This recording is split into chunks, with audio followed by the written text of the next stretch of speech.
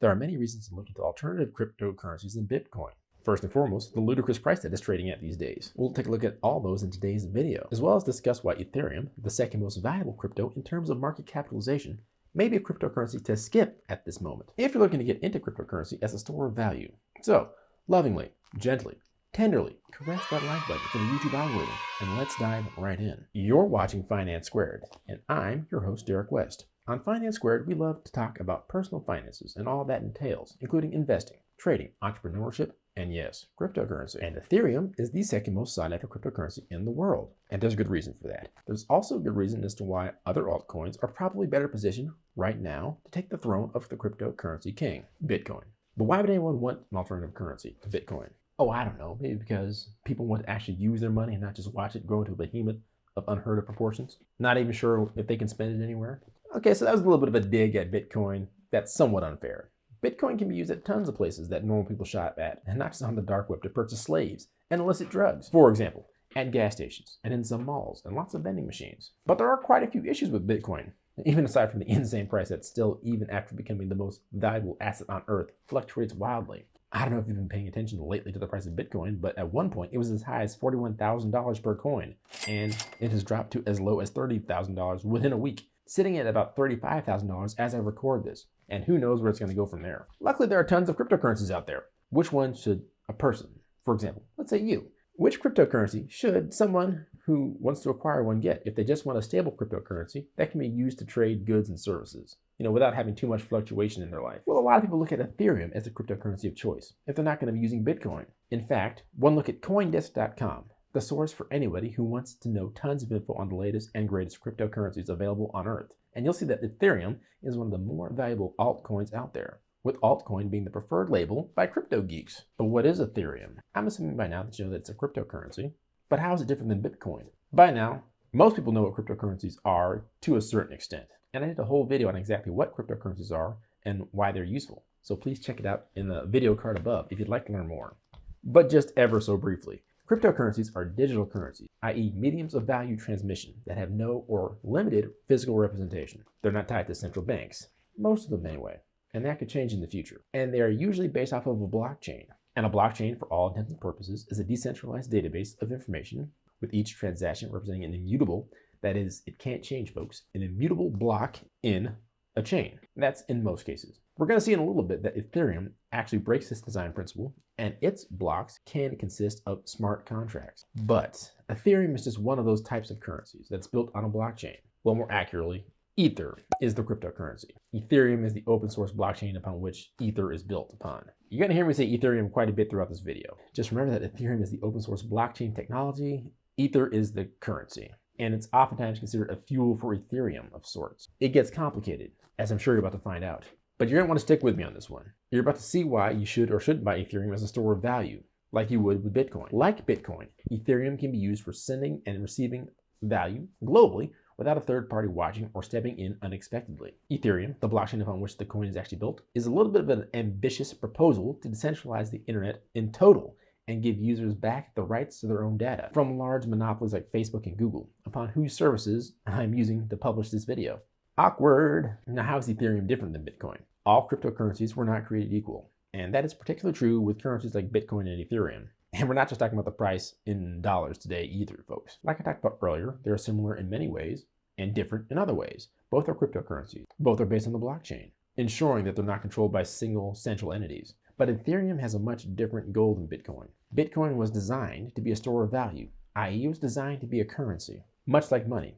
Ethereum, and quite a few other altcoins out there for that matter, have a loftier goal of more of a decentralized internet. Ethereum is intended to be a platform to facilitate immutable programmatic contracts, as well as application via its own currency. Basically, Ethereum is designed to facilitate and monetize the operation of Ether and Ether smart contracts and decentralized application platforms. So Ethereum is really the backbone behind the coin Ether. And for the sake of the YouTube algorithm and not necessarily accuracy, I've been calling it Ethereum. A lot of people call it Ethereum, but Ethereum has a couple of pluses over Bitcoin.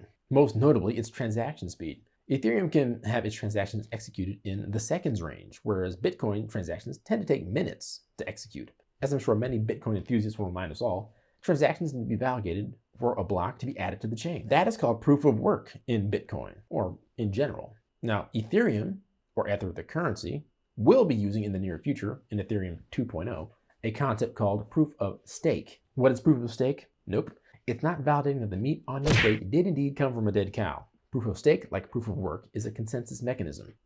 Now, is this video getting techie fast or what? Let me just apologize to you guys about that. However, if you're going to invest in things like this, you really should understand what they are. And I would advise anyone thinking of investing in cryptocurrencies like Bitcoin or Ethereum or Ether to really have an understanding of what it is they're placing your money into. I know it seems like cryptocurrencies just keep going up and up and up, and that generates a sort of a sense of FOMO in a lot of folks, but it doesn't always have to be that way. Cryptocurrencies can crash. And if you don't know why, and if you have FOMO when you don't investigate the reasons why you want to invest in something like this, you're just going to regret investing at all. So watch videos like this and scour the internet for as much information as you can to make sure you have a good grasp on the topic before you drop your money into it. That little disclaimer aside, proof of stake is the method of maintaining the integrity of a cryptocurrency. In other words, it keeps users from creating extra coins they didn't earn, or from validating transactions that did not occur on the network. Another positive around Ethereum or Ether is that its supply is not capped like that of Bitcoin.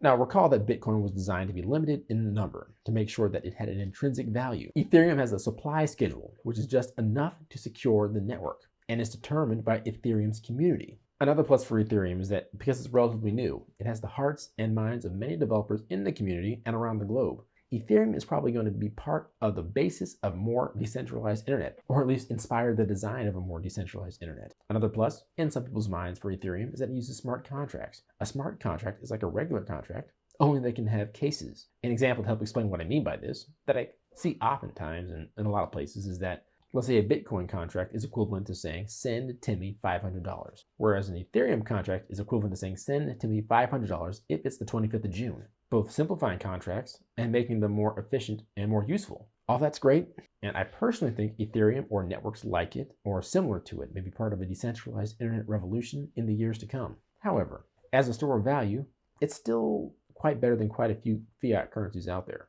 At this moment that I'm recording this, it's worth well over $1,200, and it hasn't really fluctuated all that much in the last few weeks or months, making it perfect for performing transactions. But the reality is, Ethereum, while a valuable cryptocurrency, is really about creating a decentralized internet. And while yes, it is valuable and can be used like a currency, just like Bitcoin, in the end, it's one of many smart contract systems that are vying to replace the centralized internet with something a little less centralized, so that we, the users, are not relying on monopolies to do the right thing with our data online. If you think about it though, that's not really a minus.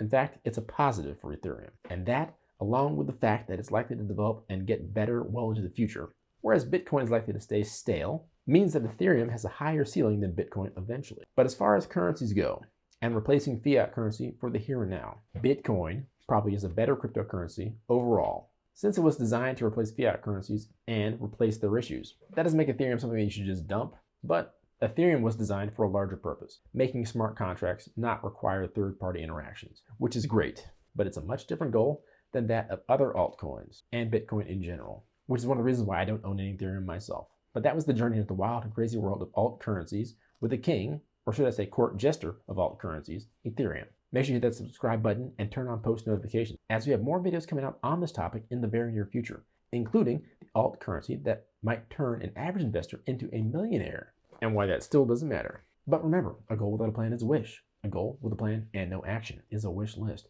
Take action on your personal finance future by looking into investing into an alt currency like Ethereum. Although, like I mentioned, I probably wouldn't touch Ethereum with a 10-foot pole. But in any case, I'm getting out of here, guys, and I'll catch you next time. Peace.